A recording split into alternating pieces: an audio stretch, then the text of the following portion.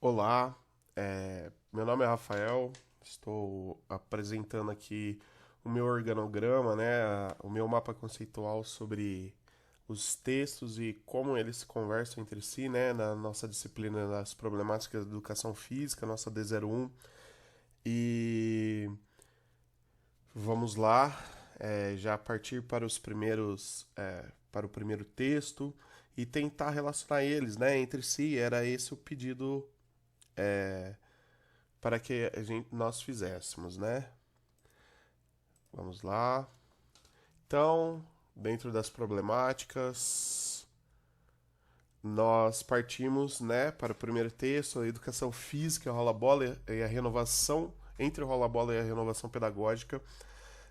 Nesse texto, a gente nota um primeiro esforço aí do autor de falar do processo de transformação da área, né? Aqui no nosso mapa conceitual, coloquei algumas notas, né? Enfim, ele fala mais ou menos do processo que a gente saiu, né? Que o foco era a educação física esportivizada, né? E para uma concepção de componente curricular na escola, né? Que trabalha para além do fazer, né? E se transforma numa proposta pedagógica. Aqui nós temos as práticas tradicionais ou esportivizadas, né? E nas nossas notas a gente tem aqui, né, que eram focadas no rendimento, que eram excludentes, né, por justamente focar no rendimento. O conteúdo era focado no fazer, né, sem muito pensar sobre, e elas eram focadas em competições, né? O abandono docente vem no segundo momento, né, quando a pedagogia passa a criticar a antiga concepção, é, que tinha muitos problemas realmente, e a gente fica num hiato onde a gente não sabe direito o que trabalhar e a gente não sabe ainda como fazer, né? E as práticas de abandono docente, elas são focadas, né? Entre os alunos escolhem o que fazer, a não participação do professor nas aulas de maneira sistemática, né? Então, ele faz isso muitas vezes, né? Ou não participa das aulas, ele realmente é o cuidador da bola, vamos assim dizer. E o aluno escolhe o que se quer fazer ou não, né? Como se fosse um momento de liberdade, né? De lazer e não um momento pedagógico de desenvolvimento também.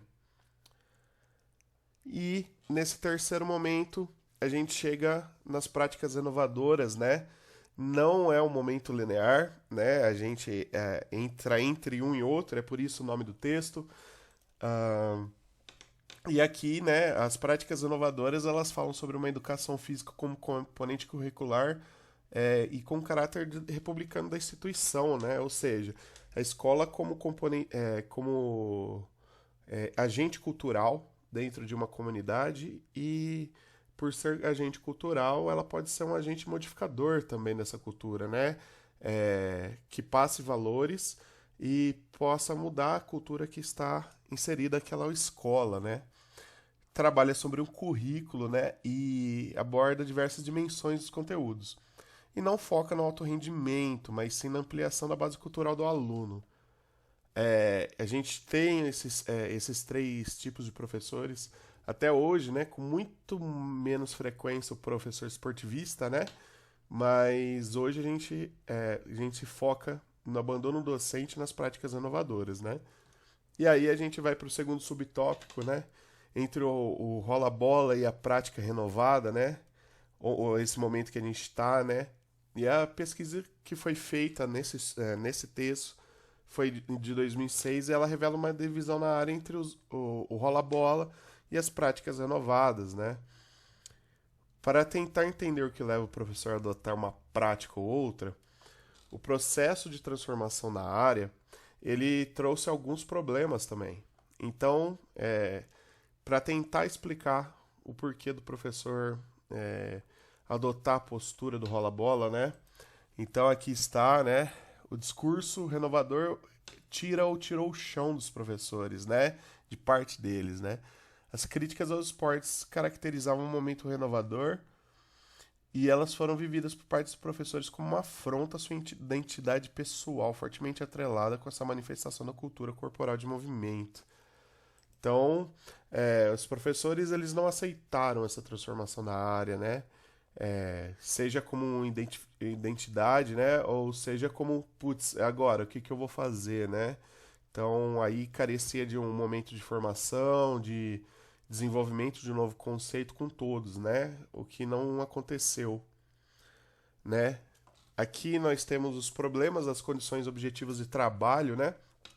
E aqui eu acho que é o ponto em comum entre todos, né? Independente do professor, uma remuneração salarial baixa, tempo para planejar, refletir sobre o seu fazer, acesso a experiências qualificadas, né?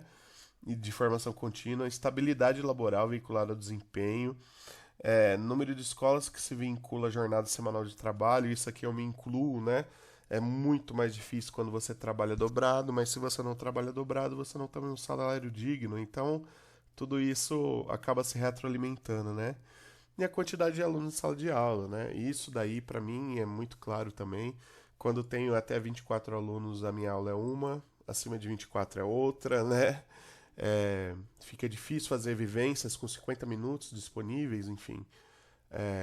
Fica um pouco mais difícil que tudo seja contemplado dentro de uma aula, né? 2 aulas por semana de 50 minutos. A cultura escolar, a cultura da escola, a educação física. Enfim, a educação física já estava dentro da escola e estava inserida de uma maneira diferente, né? Então, a partir daí, a gente vê que há uma invisibilidade do conhecimento disciplinar no sentido de que o professor não consegue mostrar tudo aquilo que a educação física pode fazer, né? Ainda veem como a hora de praticar esporte, a hora de brincar, a hora de se ver livre, né? Do ensino formal, né? O caráter funcional do abandono do trabalho docente nas aulas de educação física escolar, né? Ou seja, aquele momento onde precisa de colocar mais uma turma na quadra porque o professor faltou, é, você tirar o seu espaço da sala de aula para que se possa fazer um evento na escola, que você ajude, enfim, tudo menos a aula de educação física, né? E a hierarquia de saberes escolares, né? Como se a educação física não fosse componente curricular, por não ser um componente curricular, eles acabam achando que é menos que as outras disciplinas. Mas a gente sabe, né, que tudo isso parte de um desconhecimento. A educação física é um componente curricular. E por isso a gente deveria é, estar no mesmo pé de igualdade que todas as outras disciplinas, né? As disposições sociais do professor, né, atualizadas no contexto de trabalho. Isso daí a gente fala, né, que os professores que se desinvestiram pedagogicamente, os professores que trabalham de forma renovada, no caso, tem muito pouca reflexão sobre a prática dos professores que desinvestiram, até porque eles não têm muito sobre o que refletir, né, já que eles não executam o trabalho de forma pedagógica, né? E enfrentar os problemas escolares, né? A gente acaba que os professores que não se desinvestiram, eles acabam enfrentando os problemas das escolas, né? Assim como quando vem uma coordenadora pedir para você ficar com mais uma turma, para que tudo ocorra bem e você não aceita porque você quer dar a sua aula, né? Enfim, o professor ele acaba enfrentando problemas, né? Ele acaba enfrentando problemas de falta de estrutura, enquanto o professor que já desinvestiu pedagogicamente, ele passa batido disso, porque ele não está se importando muito com o resultado das aulas dele, né? E aí nesse texto eu fiz algumas reflexões, né? A primeira delas é sobre as questões de saúde. Isso foi discutido no meu fórum, inclusive. Um outro professor levantou essa bola e eu achei muito interessante. Eu acabei refletindo muito sobre isso, né? Eu acho que tudo isso fala muito sobre as questões de saúde do professor, né? É, a gente tem numa parte do texto onde se fala que não há relação entre a estrutura uma correlação, né, direta entre a estrutura e o desinvestimento pedagógico, né? Que professores de práticas inovadoras, eles também trabalham em ambientes ruins. Mas vamos lá, né? Eu acho que qual é o limite do professor? Né? A gente tem que pensar isso. Porque a curto prazo pode ser que você veja ele todo engajado, fazendo tudo que tem, tudo que pode, trabalhando horas a mais, né? Como uma prática realmente social, com um investimento dele no social ali, né? Na parte de quero desenvolver esses alunos, não importa o dinheiro, não importa a estrutura, enfim. Mas a médio prazo, o que eu vejo é que nós somos uma classe medicalizada não, medicada, né? Nós passamos a tomar remédios, geralmente sofremos com problemas e questões psíquicas, questões de saúde, física também, porque nós acabamos trabalhando acima do que nós podemos, né? Então, quando eu vejo as práticas renovadas e eu acredito muito que a gente tem que ter um ambiente ideal para o professor, né? O professor ele tem que trabalhar de maneira ideal, mas também num ambiente onde seja proporcionado isso, né? E isso talvez não esteja totalmente em nossas mãos, né? Então, fazendo esse adendo, né? Eu acho que seria um dos motivos, né? Que fariam com que o professor desinvestisse um pouco da sua carreira também, né? Desinvestisse pedagogicamente dos seus alunos, né? Quando ele se vê saturado e ele não consegue lidar com todos os problemas sozinho. Se vê isolado muitas vezes, enfim. E o segundo é sobre as questões de gênero, né? Se o professor ele desinveste, a educação física, que é um lugar onde aparecem muitas questões de gênero desde cedo, desde o pré a gente percebe movimentos desse sentido, do que é a atribuição de meninos, meninas, enfim, que a gente vai discutir mais tarde. Eu acho que essas questões de gênero elas já aparecem aqui, porque o professor que desinveste, ele não atua pedagogicamente para mudar essa situação. Então, e isso acaba, dentro das aulas de educação física, sendo perpetuado ou piorado, né? Quando, se a função, né, da escola é ser um lugar de mudança cultural, a gente deveria agir em cima, né? E só isso por si só já deveria ser um importante argumento para que os professores não deixassem de desinvestirem, né? Pedagogicamente, como é feito atualmente, né?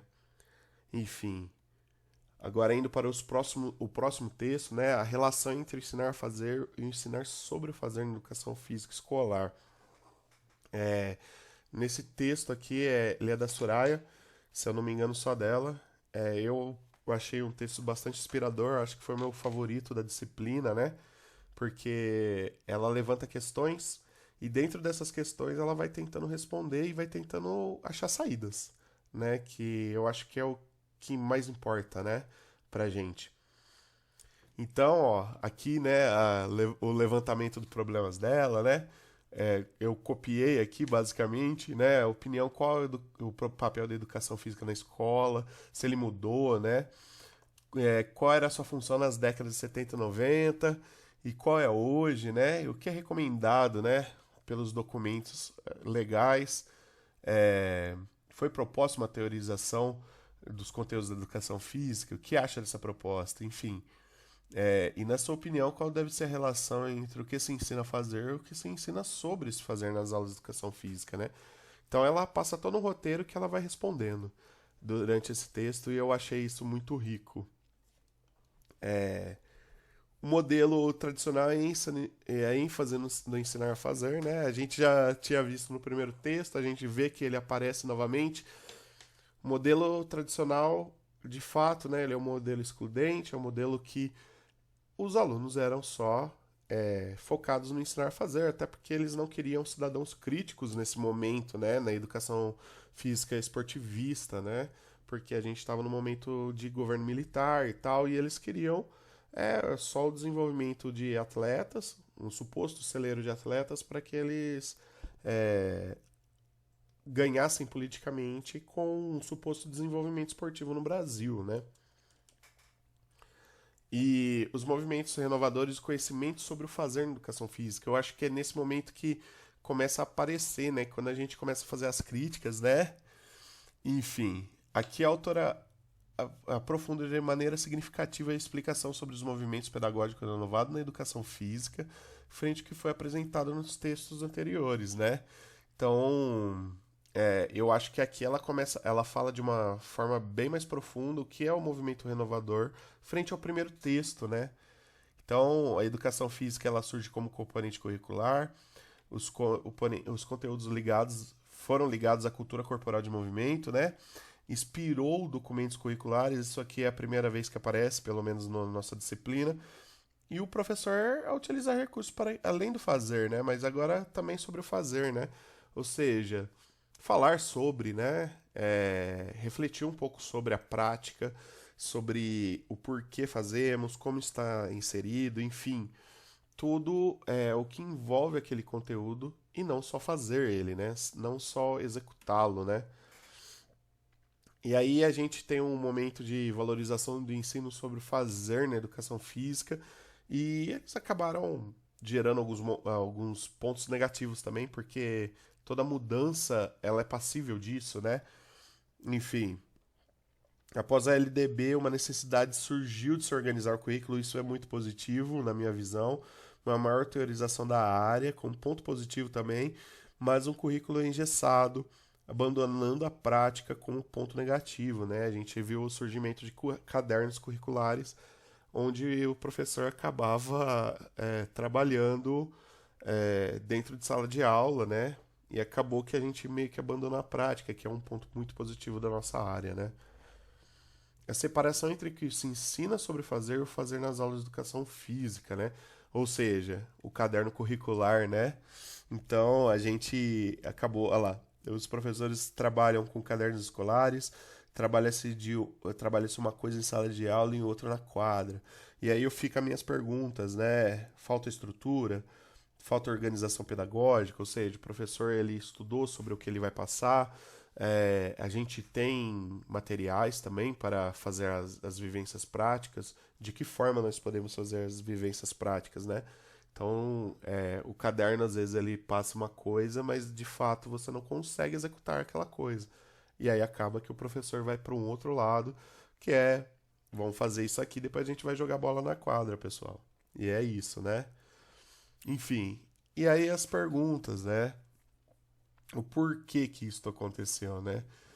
Então, vem no texto, né, o desconhecimento e uma interpretação equivocadas da abordagem renovadora quanto aos pressupostos sentidos sobre o fazer na educação física, né?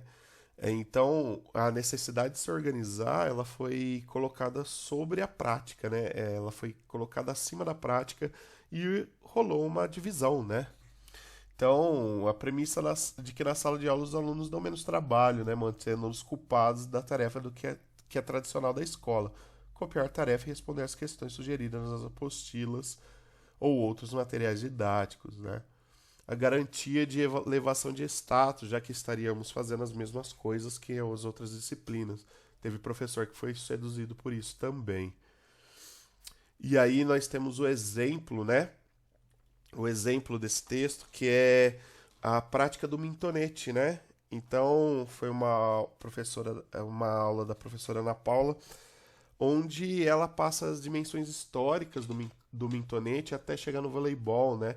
E ela mostra uma sequência didática onde você pode praticar é, o mintonete enquanto você passa essa dimensão histórica, né? Ou seja, você está abordando a história, mas você está também fazendo a prática, né? Então você executa o mintonete com as primeiras regras, você vai para as mudanças de regras até que chegue no voleibol, né? Então é muito legal esse exemplo, essa resposta que é mostrado, né? De uma possibilidade do fazer e pensando sobre o fazer também, sem deixar com que um ganhe do outro, né? Ou só fazer, ou só escrever sobre o fazer, né? Fizemos as duas coisas numa aula só, né? Dentro de uma sequência didática, no caso. Aí a gente já vai para o terceiro texto, educação física como componente curricular da educação básica, né? Alguns aspectos legais, ou seja, o que, que mudou nas leis e que trouxe a educação física até o momento que ela está agora, né? Então a gente tem a educação física na LDB de 1971 e de 1971, e ela não mudou nada, né? Ela era da mesma prática lá, esportivista, enfim. E como ela era vista muito sobre o fazer, se criaram algumas regras que foram de dispensa, né? Enfim. Então, aqui, ó, a educação física fica obrigatória com dispensas para quem? Trabalha mais de 6 horas, tivesse mais de 30 anos, estudasse à noite, prestasse serviço militar, fosse fisicamente capacitado, né? Então, como a educação física era só sobre só fazer, então é, eles criaram essas leis de dispensa para quem não conseguia fazer, né, fazer a parte prática da educação física, né? Aqui eu trouxe, eu acho que esse texto ele foi muito rico e muito feliz nisso, é, de falar o que, que era trabalhado nesse momento, porque muitas vezes a gente fala sobre a educação física esportivista, tradicional, e a gente não sabe direito o que era trabalhado nesses momentos, né? Então, no primeiro ciclo do fundamental, né, a higiene própria e o desenvolvimento de capacidade física a partir de atividades recreativas, né? E aí a gente já parte para um segundo momento, já no segundo ciclo, né, os objetivos eram os aprimoramentos das potencialidades físicas, né, morais, psíquicas dos alunos, a conservação de saúde e a implantação de hábitos saudáveis. Os conteúdos foram orientados para as atividades de iniciação esportiva. Aqui já era muito aquela atividade excludente, né, onde os mais aptos jogavam, os menos aptos ficavam de fora, né. E no ensino superior, as práticas deveriam conduzir à manutenção e aprimoramento da aptidão física e conservação de saúde, né? Outros objetivos relacionados ao senso moral cívico, fortalecimento da vontade, estímulo de tendências de liderança, consolidação do sentimento comunitário e nacionalidade também eram indicados, né? Conteúdo era igual do ensino de segundo grau, né? No ensino superior, eles colocavam também porque eles achavam que quem joga não pensa, né? Aquela dicotomia, né? Entre você fazer, você está muito preocupado praticando esportes aí, então é, você não vai acabar pensando sobre o momento político que a gente está passando no país, né?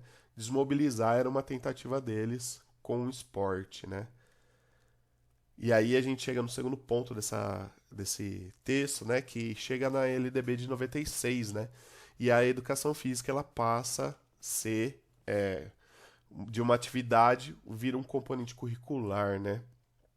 Então ela escreve aqui a educação física integrada à proposta pedagógica da escola é componente curricular da educação básica, ajustando-se às faixas etárias, condições de população escolar, sendo facultativa nos cursos noturnos. Aqui a gente já vê um momento de exclusão, né? Como, né, a educação física vira um componente curricular e ela pode ser facultativa, né? Então, há uma certa dificuldade de quem redigiu a lei de entender a educação física como componente de fato, né? Já que não deveria haver essa dispensa, né? A gente pode ter uma dispensa da parte prática, mas se ela é um componente curricular, ela trabalha um tanto de cultura que deveria ser passado para todos, né? E não só para quem tem aula no ensino regular. Aqui, né, a gente volta, né, para dispensa nas aulas com a Lei 10.793 de 2003, né, e ela pergunta no texto, avanço ou retrocesso, né, e aqui a gente, né, a lei da dispensa foi novamente colocada e isso gerou um problema crônico a ser resolvido, né? Foram os mesmos pontos, basicamente, da lei antiga lá, daquelas dispensas, né? Mais de 30 anos, que tem a prole, enfim, condições físicas que impediriam você de realizar as partes práticas da aula, né? E aí eu faço a pergunta, né? Se a educação física não é mais só o fazer, por que a dispensa, né? Então, aqui no texto também ela mostra um exemplo possível executado em uma escola particular para controlar o problema, né? Onde o problema das dispensas era muito grande, principalmente quando os alunos chegavam ensino, no ensino médio. Eles queriam focar mais nas questões de vestibular e tal. E como a educação física supostamente não era. Agora é, né? Mas na época não era. Um componente curricular que era exigido no vestibular. Eles acabavam pedindo dispensa dessas aulas, né? Para fazer o que quisessem, enfim. Para que não participassem de fato, né? E aí, dentro dessa aula, desse relato, né? Desse estudo que foi feito, os professores passaram a fazer uma triagem mais firme, né? Eles passaram a procurar a lei e eles passaram a não aceitar a dispensa total do aluno. Então ele tinha que fazer trabalhos, ele tinha que fazer provas, e eu acho muito legal desse relato que ele foi sendo pensado. Então existe uma tabela com os anos, né, se passando e com as mudanças também se passando de um ano para o outro. O que podemos melhorar, né? Porque a prática pedagógica ela é isso, ela é uma reflexão sobre a sua ação, né, o tempo todo. Então, a demonstração dos anos mostrou que esse problema foi contornado, porque o nível de dispensa ele passou para um nível muito baixo, onde quase ninguém pedia dispensa, já que você teria que ter um trabalho bem grande também para contornar essa situação. Então, todo mundo tentava fazer a aula regular, porque assim seria melhor e o professor teria o espaço para desenvolver, né, de fato, a educação física, né? O problema da educação física no ensino noturno ainda persiste, né? Por aquela questão de ser facultativo, né? Mas a gente tem que procurar, né? Leis, exigir, e isso é uma grande dicotomia que está na lei, né? Se ela é um componente curricular, ela não pode ser passível de dispensa, mesmo que seja dispensa na prática, beleza, né? A dispensa na prática a gente entende um pouco mais, né? Mas a educação física não é só sobre isso, né? A educação física, como componente curricular, ela avança em muitas outras áreas. Aqui, né, o nosso próximo texto é o afastamento em disciplina dos alunos nas aulas de educação física escolar. Esse texto ele levanta muitos pontos também que eu acho interessante, que eu gostei e também nos dá algumas alternativas, né? Então, primeiro a gente vai falar do afastamento, depois da disciplina, da indisciplina e depois a gente vai partir para algumas propostas, né, que foram feitas. Então, o problema para mim, né, na minha visão, ele é agravado conforme os anos passam, né? Aqui eu coloquei alguns pontos, né?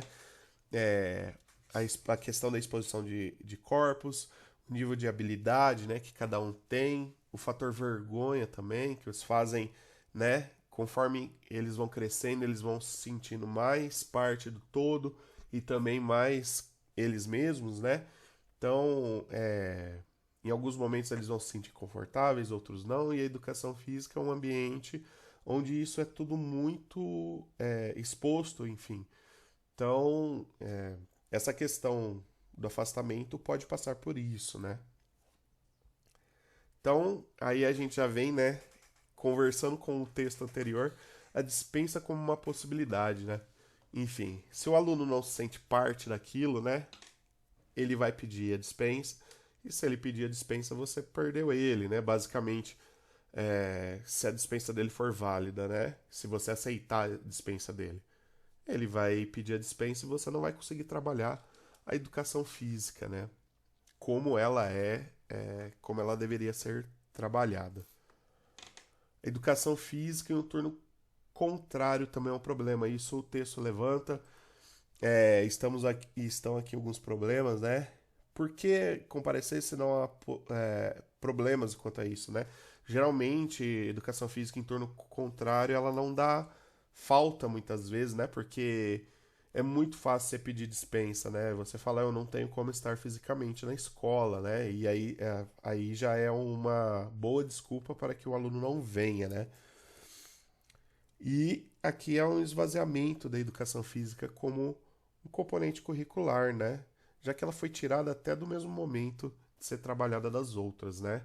Então você passa a ver ela como uma subdisciplina, né? Como um momento de lazer e tal. E só vem quem quer, né? Basicamente é isso, né? Educação física, no turno contrário, ela perde esse poder na prática de componente curricular. A repetição dos conteúdos trabalhados ao longo da educação básica, né? A gente vê muito isso, né? O Quarteto Fantástico como carro-chefe, a perda de interesse dos alunos conforme vai passando, já que, né, poucos alunos de fato vão ter aptidão para fazer essas aulas muito bem, outros vão ter um interesse, mas muitos deles não vão se considerar aptos, né? E como é só isso que é passado, a educação física ela se esvazia também nesse sentido de não ter conteúdos a serem passados, no caso de quem elege esses 4 esportes e passa só eles, né? E a gente sabe que a educação física é muito mais do que isso, né? Que ela tem um componente curricular muito rico, né? Um pedaço cultural que a gente pode trabalhar é muito grande, né? Então, se a gente variasse mais os conteúdos, fatalmente os alunos participariam mais, né? Isso daí é uma premissa do texto e eu concordo, né? E o fator das a inclusão nas aulas, né? A exclusão nas aulas, né? Os alunos eles passam por isso, né? Em muitos momentos, né? Então, olha lá, se os esportes ainda são o principal conteúdo nas aulas, a exclusão dos menos habilidosos continua a ser ponto-chave. Ou seja, isso aqui também conversa lá com a questão do gênero que eu falei, né? Que um professor que já se desinvestiu pedagogicamente, se o problema do gênero também é agravado por esse professor que não age, a exclusão nas aulas, o caráter de ser só aquele momento de brincar, de ser só aqueles esportes, porque é só aquilo que ele sabe, tudo isso vai ser agravado pelo professor que desinvestiu pedagogicamente, né? Então, o aluno ele vai se afastar aos poucos, até que chega no momento que você não consegue mais, né, chegar nele, né? A não ser que você tenha uma proposta nova, né? Uma proposta mais ampliada, uma proposta inclusiva e que vá trabalhar e conversar sobre mais coisas do que, de fato, só a prática, só aquele momento ali onde você é avaliado pelo seu desempenho técnico, né? Agora a gente fala sobre a indisciplina dos alunos, né? Aqui eu coloquei, eu achei muito interessante do texto, né? Que é aquele aluno que fica de pé. São alguns exemplos, né? Que senta quando é para ficar de pé, e fica de pé quando é para ficar sentado, que não se respeita as regras do jogo, conversa com o colega durante a explicação, que depois pergunta o que é para fazer, né? Que é descuidado com o material didático da escola, com as roupas, os objetos dos colegas, enfim. É aquele aluno que vem e causa na sua aula, né? Temos que interrompe a fala do professor, né? Enfim, que ele atrapalha todo o andamento da aula, né? Por que que existe esse aluno, né? Esse aluno indisciplinado que atrapalha o desenvolvimento, né? Então o texto ele tenta responder um pouco isso, se perguntar o porquê, né? Então, a partir de uma revisão bibliográfica, sabendo que tem esse aluno, como que a gente pode mudar ele, né? Então a gente tem 2 propostas principalmente aí, né? Proposta de Ellison, né? Que é uma proposta que vem não da escola, mas de recuperar jovens, né? Eu acho que está aqui, ó, proposta para jovens negligenciados, né? E foram aplicadas às aulas de educação física, né? Baseado em respeito, empenho, autonomia, nível, ajuda e transferência para a vida, né? Que é isso que a gente quer de fato. Tudo isso conversa muito com a educação física renovada, inclusive, né? Então, praticar esse tipo de coisa, né? É, trazer esses valores para as aulas de educação física é muito importante, né? E o segundo, que é o futebol calerreiro, né? Que bem difundido aqui na América do Sul, né? E aqui tem uma citação, né, que é voltar às raízes do futebol de rua, né? Uma prática desportiva de lazer autorregulado, onde regras são previamente acordadas e tacitamente respeitadas por todos os participantes de um jogo, sem a necessidade de uma regulação autoridade externa, né? Ou seja, você transfere para o aluno também a responsabilidade dele de fazer aquilo dar certo, né? É aquele negócio da prática sobre a ação, né? Da reflexão sobre a ação, né? Então, o aluno ele tem que começar a pensar sobre o que ele está fazendo ali e passar a ser mais crítico sobre isso, né? Então, essas práticas elas vêm para estimular esse lado de reflexão do aluno, né? E a prática do futebol carreira ela é dividida em 3 tempos de 20 minutos, né? No primeiro, onde combinam as regras, onde tudo que tem que ser passado ali vai ser combinado antes do jogo, né? Para que todo mundo saiba, né? O que é importante, quais são as regras do jogo. É um momento muito positivo, eu acho, assim, e é muito o que a gente faz, né? A gente pode pensar para além do futebol, né? A gente pode pensar em qualquer outra atividade que a gente possa combinar as regras antes, né? Antes da gente praticar, né? E é que a gente exija esses valores que são postos ali, tanto no texto do Ellison como no futebol calerreiro mesmo, né? Então, no segundo tempo, um tempo de 20 minutos, jogam, né, os alunos, e tudo que acontece nesse jogo, no terceiro tempo se discute, né?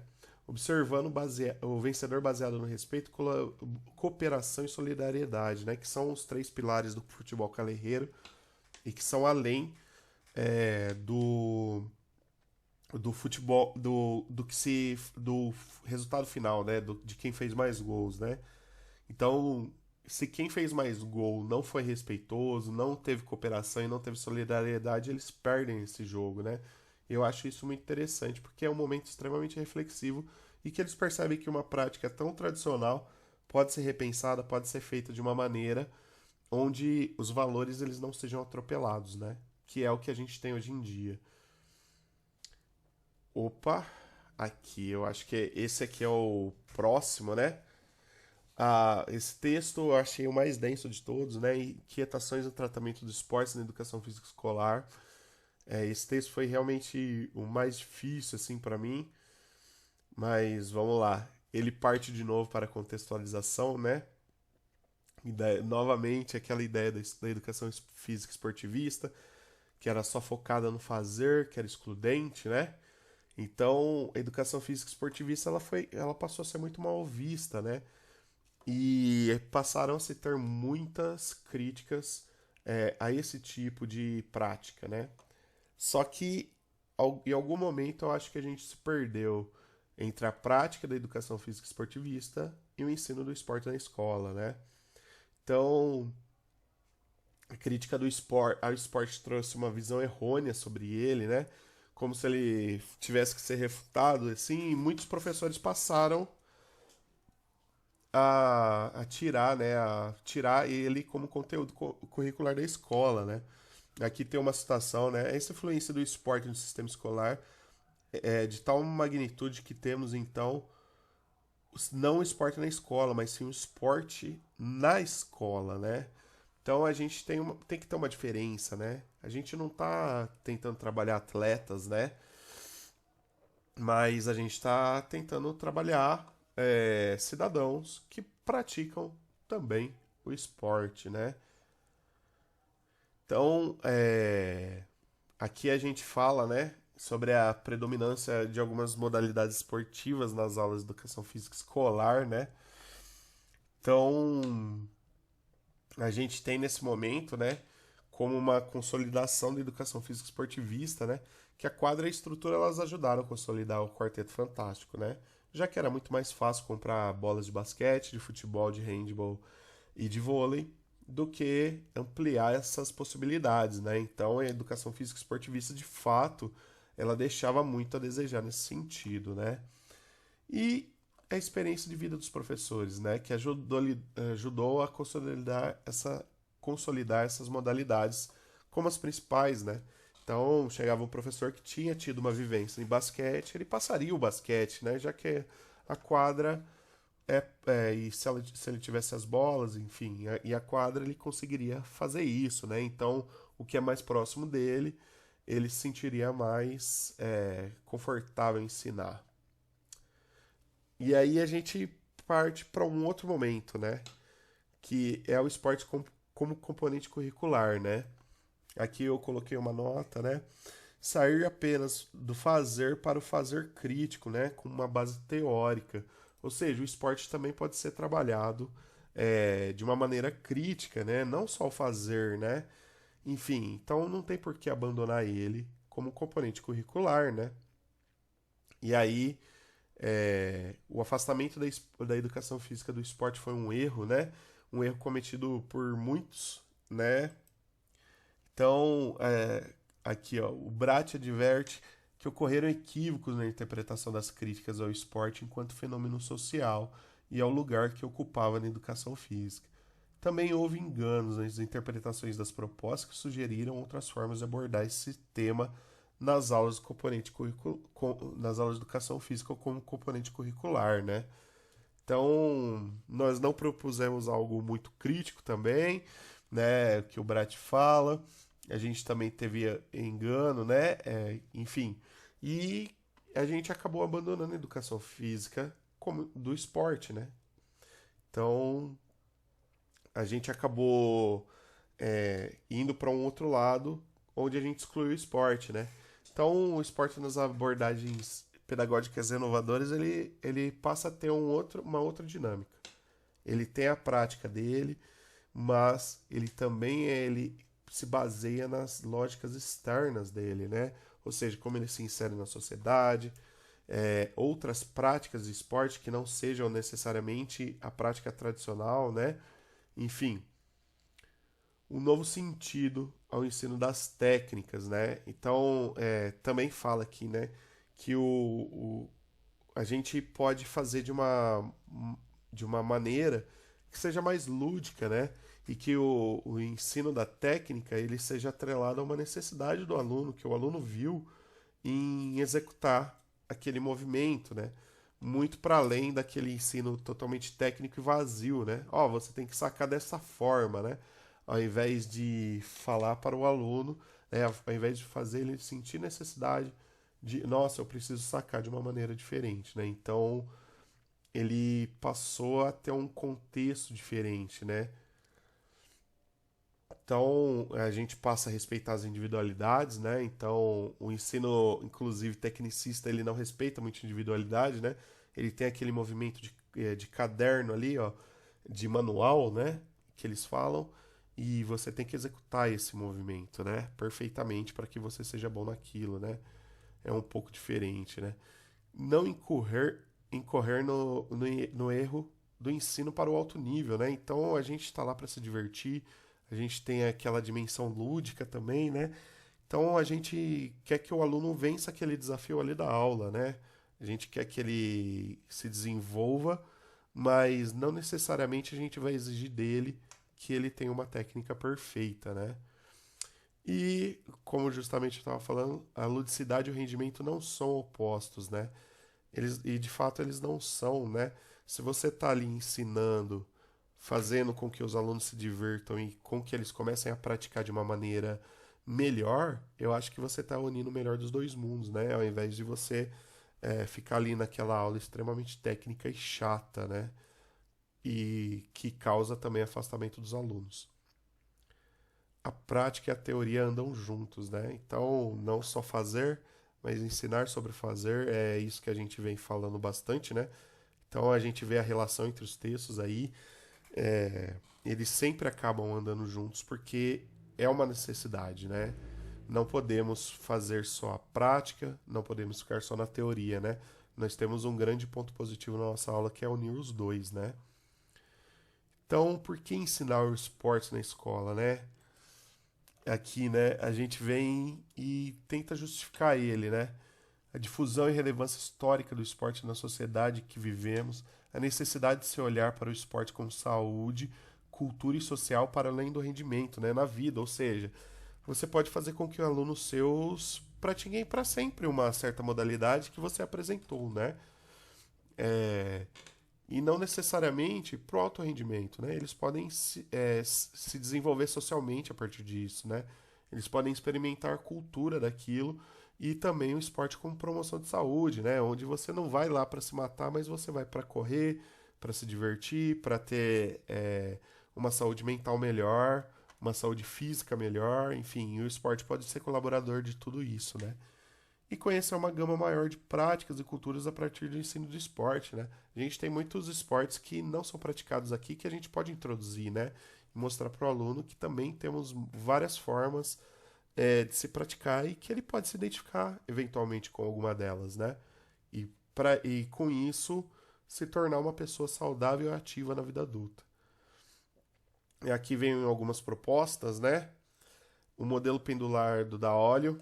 Aqui eu fiz um breve esboço, né? Modelo em que observa a congruência na prática dos esportes, né? Como característica comum, né? Então, ele observava as lógicas internas já aqui, né? E falava sobre característica comum, né? Como pingar a bola no handball e no basquete, eles têm algumas características comuns, né? E para além da técnica, né? A gente tem as características comuns, ou seja, a gente começa a observar para além um pouco do esporte, as regras de ação, né? Que é já sobre a prática do esporte. E por fim, os gestos técnicos, ou seja, a partir do momento que o aluno fez tudo isso e ele sentiu a necessidade de desenvolver um gesto técnico, é aí que a gente pratica, né? No final de tudo isso, no final do pêndulo, né? E o sistema de classificação de esportes que veio depois, né? Que é do Gonzalez e outros autores. E é um modelo que, além das lógicas internas, também temos lógicas externas relacionadas aos esportes, né? Observando uma necessidade de sistematização também nessas partes, né? Ou seja, falar sobre a questão de como o esporte está na nossa sociedade, né? Falar de como discutir sobre outros temas para além de só a prática, né? O fazer, novamente, né? Aquela relação entre o fazer e o saber sobre o fazer, né? Eu acho que o aluno ele tem que se apropriar de tudo isso mesmo para que ele consiga se apropriar de fato daquele componente cultural que é o esporte, né? Que pode ser o vôlei para ele, pode ser o golfe para outra pessoa, enfim, o tênis, a natação, mas você tem que saber tudo sobre ele, né? Para que você tenha de fato uma, uma concepção sobre ele, né? Sobre você esteja de fato adquirido culturalmente aquele negócio, né? Então a gente tem que viver para além da prática, né? Aí a gente vem no texto da educação física escolar, as questões de gênero, né? Aqui, né, a gente precisa primeiro definir, o texto começa definindo, né, sobre essas questões, porque é importante a gente saber, né? E aqui, né, o sexo, né, que é um termo utilizado para identificar as características anatômicas que diferenciam os homens das mulheres, né? Então a gente está falando aqui do sexo biológico, né?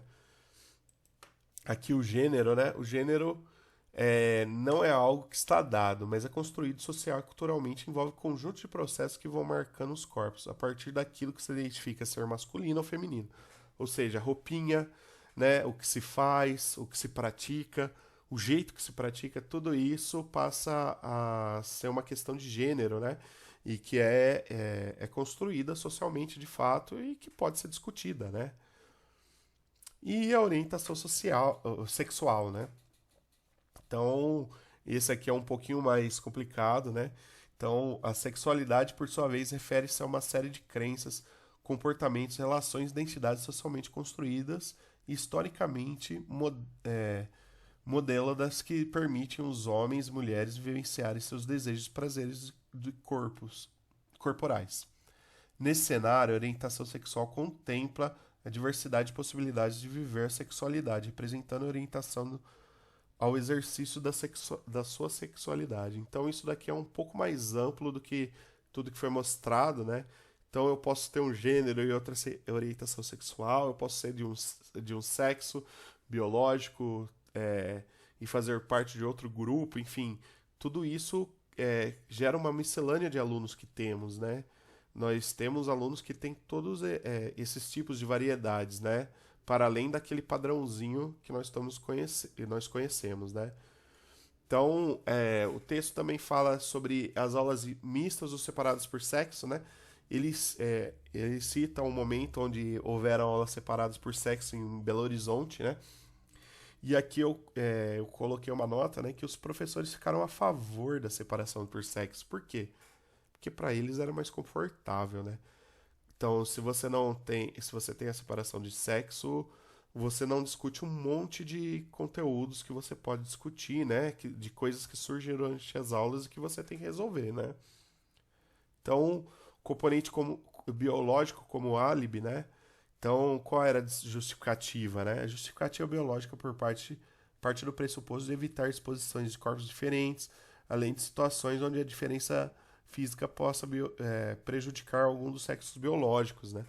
Isso não faz sentido, né? Apesar do primeiro momento você falar, pode machucar alguém, e aquela pessoa pode ficar desconfortável, a gente tem um entendimento diferente da vida em sociedade, né? A gente não vive separado, né? A gente vive em conjunto. E a escola, mais do que nunca, é um lugar onde tem que ser discutido tudo isso, né?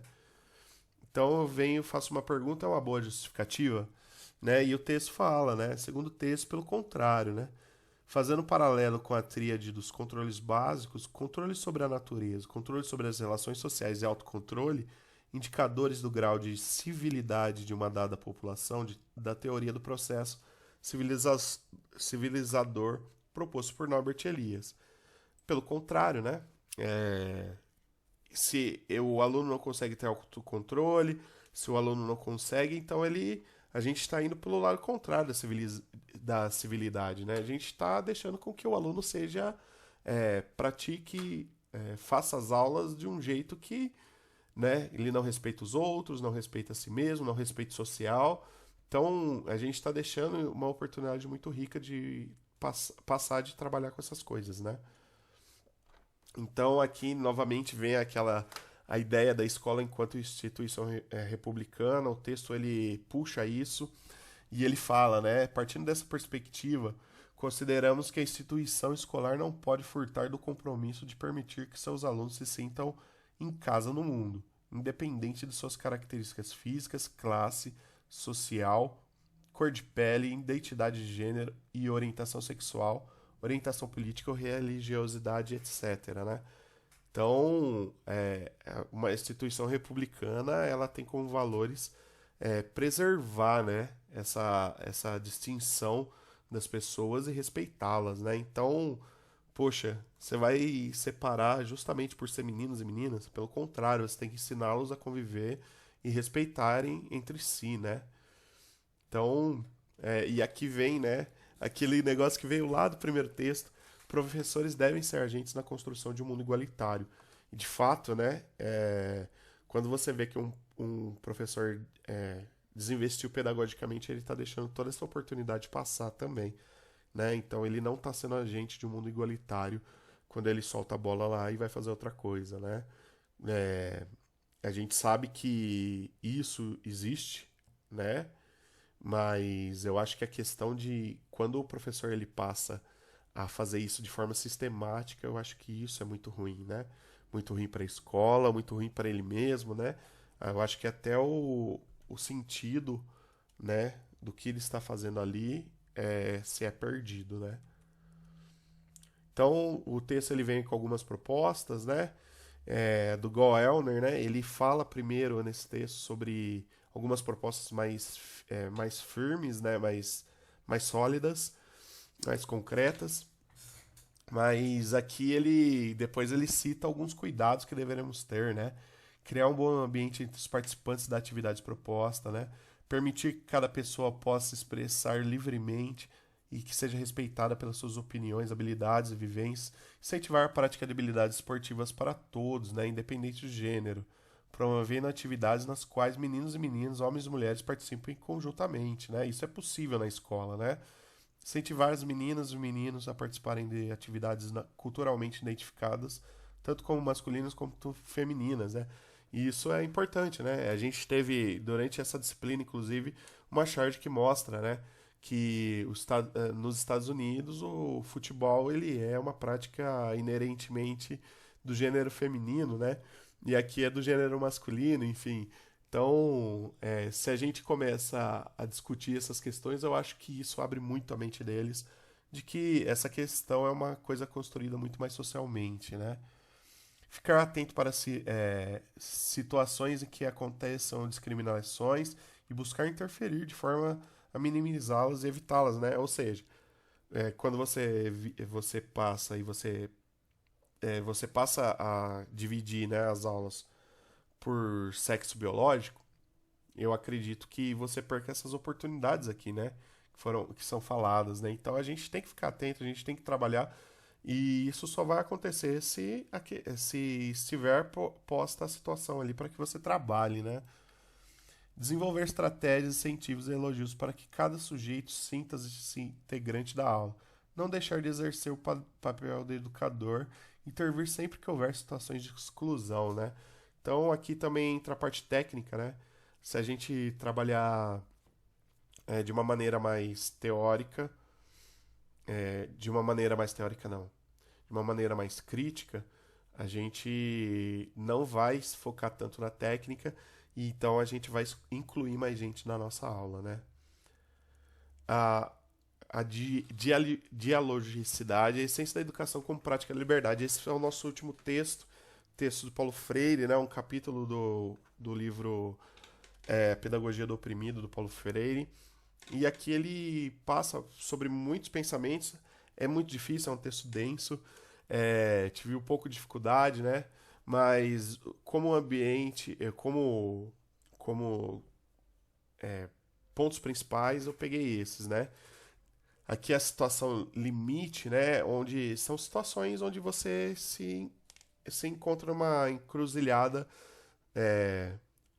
e você tem que resolver essa situação para que o seu trabalho, a sua prática, enfim, o seu trabalho, né?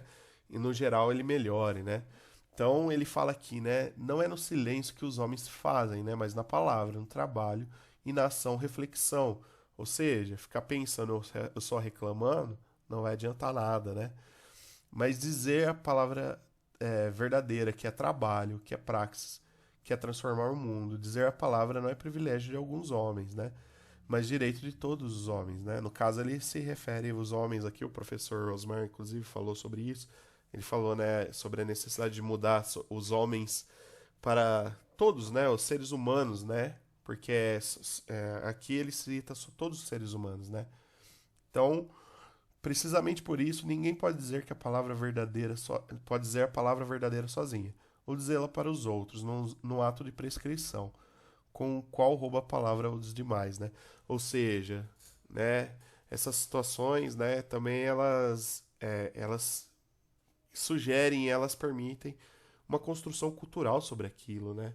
Você pode levantar um problema, você pode se ver numa situação limite, mas você tem que construir uma saída em conjunto, né? E aqui, né, sobre os temas geradores, né, que são práticas relacionadas aos educandos, né? Então, aqui é mais sobre a praxis, vamos assim dizer. Então, né, eu achei muito bonito essa parte, né? Então, mas esse compromisso, porque é amoroso, é dialógico, né? Ou seja, se a gente tem amor, carinho pela nossa prática, pelos nossos alunos, nós temos que falar, né, propor, conversar com eles para que a gente consiga encontrar uma solução boa para todos, né? Como ato de valentia não pode ser piegas, como ato de liberdade não pode ser pretexto para manipulação, senão gerador de outros atos de liberdade, né? A não ser assim, não é amor. Somente com a supressão da situação opressora é possível restaurar o amor nela que estava proibido, né? Enfim, se a gente encontra o problema, eu acho que a gente tem que ter a coragem de trabalhar, de falar sobre eles. E eu acho que é sobre isso que o texto fala, né? Sobre a nossa coragem da profissão de seguir batalhando e seguir fazendo, né? A partir disso, eu tive algumas reflexões e eu me vi, né, dentro desse texto e vi a minha trajetória também, né? Que faz 9 anos que eu dou aula, vai fazer 10 já agora. E eu fiquei me perguntando, né? Se as minhas práticas estavam de acordo com isso, né? Então eu fiz algumas reflexões e eu percebi algumas coisas, né? Eu escrevi no texto desta semana, que foi a semana 7, que eu me via como um agente dentro da escola, né? E como uma pessoa só. Então eu não poderia mudar nada sozinho, mas em conjunto, quem sabe, né? Então eu via a escola, né, como cultura dentro de uma certa comunidade, uma escola modelo, uma escola onde os alunos estão mais inseridos dentro de uma cultura onde a escola é importante, né? Então a escola é vista como parte da cultura daquela realidade. E ela é contra a cultura dentro de outras realidades, ou seja, acontece uma coisa na rua, os pais falam outra em casa, e você tem que desconstruir isso dentro da escola. Como que pode acontecer isso, sabe? Então, eu me sinto um pouco agoniado, né? E todos os problemas que nós vimos anteriores, né? Todas as dificuldades, como indisciplina, tudo isso é muito aumentado numa escola que seja contra a cultura dentro da sua comunidade, né? Porque a escola tem muito pouco valor social dentro daquele espaço, né? Então, o professor fala uma coisa, o pai fala outra e o aluno acaba decidindo o que é melhor para ele, né? O que ele acha mais adequado para ele naquele momento, sem uma base teórica, sem uma base crítica. Então, o aluno passa até o comportamento que ele acha que é vantajoso para ele, né? Então, né, essa questão de disciplina, por exemplo, é muito grande em escolas onde a comunidade, né, tem uma cultura que não trabalha a favor da escola, né? Enfim. Ação de todos os agentes educadores na vida do adulto, né? Como eu disse, eu me vejo como um educador, né? E nós temos vários, né? Nós temos os pais, nós temos todos, né? Todos os adultos que estão na vida desse aluno, né?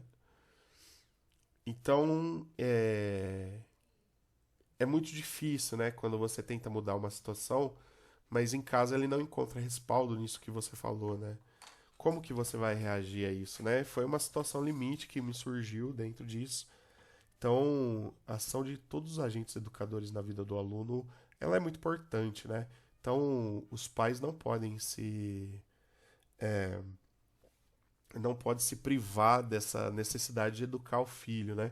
Que eu vejo muito nos últimos anos, né? Pais que abandonam totalmente a vida escolar do aluno e que ficam bravos, inclusive, se são chamados lá, né, na escola e tal, porque para eles é só para resolver problema e tal.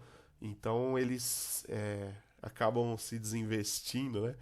E viram os pais rola-bola, vamos assim dizer, né? Então, para além do professor rola-bola, a gente tem pais que também, né, não executam aquele ato de amor que Paulo Freire tanto fala no texto, né? Então, é muito difícil, né, trabalhar com isso, trabalhar dessa forma. A reflexão e a ação podem ser muito pesadas, né? Como eu falei lá, já relacionado sobre a questão da saúde também. No primeiro momento você vê aquele professor engajado tentando resolver aquela questão e depois de um tempo você vê os professores todos, né? Todos ou em sua grande maioria tomando remédios, né? Para que a sua saúde esteja